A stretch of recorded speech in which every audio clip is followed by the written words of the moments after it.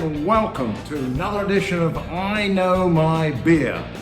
But in this case, it's actually going to be I Know My Cider. And this is the Brewer's Blindfold Taste Challenge that we've done for so many episodes. And with me today is Mr. Ed Seaman. Hello, Ed. Hello. And Ed is from the Broken Brix Fermentation Emporium in St. Charles, Illinois. Now, Ed, you are a winery? Yes. A cidery? Cidery. And you also do mead? Mead and tasting room. And tasting room, there we go. We also have homebrew supplies, thus the Emporium. Also, if you like beer, we don't discount beer either. There we go. So he has a fine selection. Ed has been known to make some fantastic ciders. So what I thought was I would challenge him to see if he could pick out his cider from one of the baseline samples that they provide to you in the BJCP, that's the Beer Judge Certification Program guidelines, and this is the one for cider. Now, are you a beer judge? I am. You're certified? Yes. Well, we know that. Anyway, so here we are sitting in his fermentation emporium. In front of me are the 2 glasses full of cider. Now I have poured these out about 2 or 3, 5 minutes ago, so it may have lost some of its fizz, but that's okay.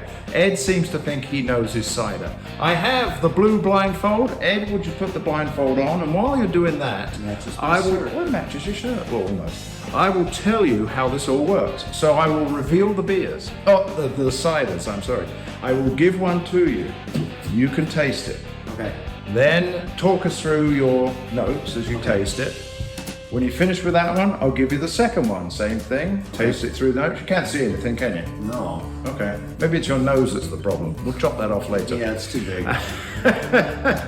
How many fingers have I got? All of them. Okay, thank you. We have some fun doing these. So then I'll give you the second one. You can then, before you take the blindfold off, make a guess. Which is your cider? Okay. Then you get the chance to take the blindfold off and have another look at them, another taste if you want, and then you can have another guess if you want to correct yourself. Okay. So there is no easy answer or no wrong answer, because if you do pick your cider, then you know your cider.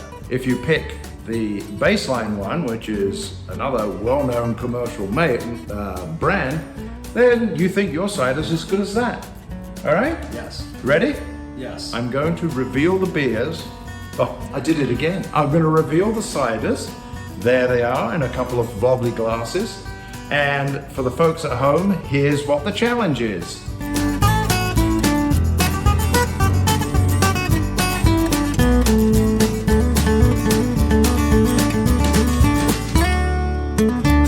Right, now I'm going to give to you the first beer. Are you ready? Yes. Okay. Where's your hand? Right here. Okay, here it comes. There it is. Got it? Okay, I have it. You can now talk us through your tasting, because I know how you taste beer, but how do you taste cider? Same way? I do it just like I would a beer. Okay. Normally I would look at it, but obviously I can't.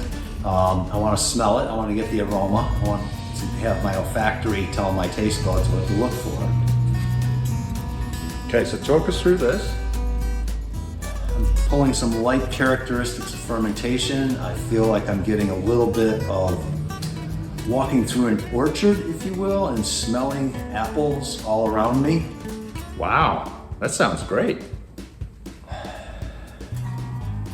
Clean, no unpleasant aromas, no sulfur, nice mild esters of apple.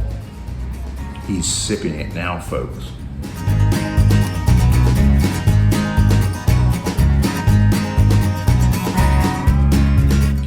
Mild carbonation, good mid palate, nice tart finish, touch of residual sweetness in this one. Damn it, he's good. Okay, so you can put that down. Okay. We're now going to give you the second cider.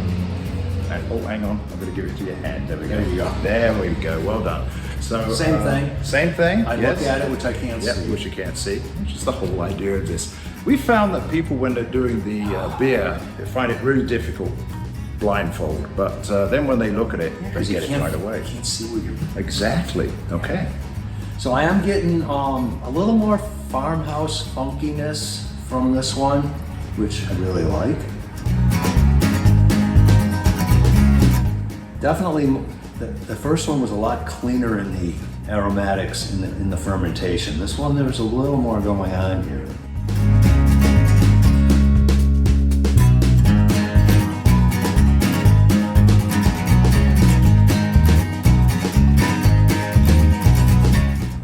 About the same level of carbonation.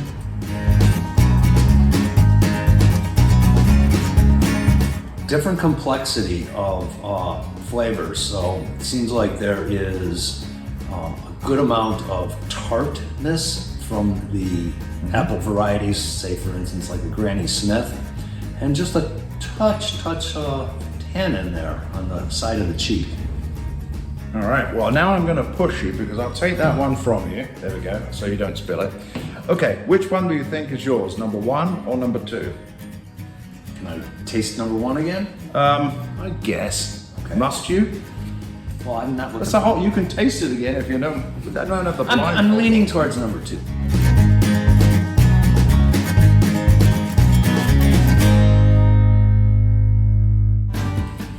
Right. Yes, number 2 is mine.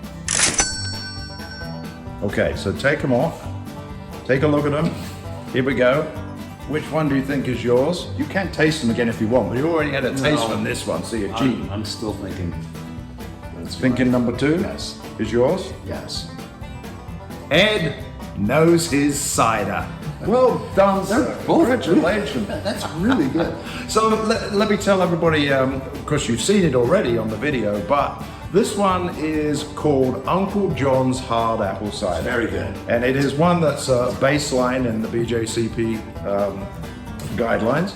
This one is the Broken Brix House Cider.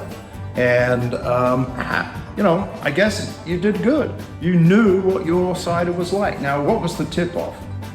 The farmhouse aroma. The farmhouse aroma. Fermentation.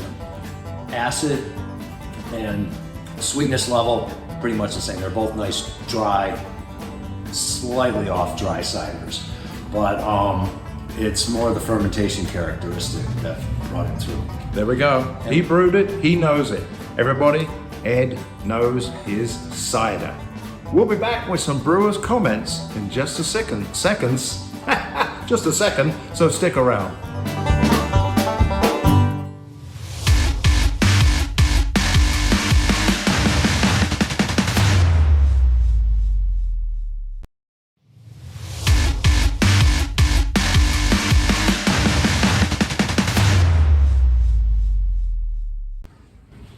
So, with the fermentation characteristics of our cider, I take a blend of about 60 to 65% sweet apples. I take about 30% tart apples like Granny Smith and 10% and 5% crab apple for tannin. It's a very traditional cider making practice that would be done in northern France, southern England. A lot of the farmers blend the apples to get a complex product. I also let the fermentation go on natural yeast for a good couple days before I inoculate with a known yeast. And in this case, I'm using Lavalin 71B. Well, Ed certainly does know his beer. Cider. Thank you.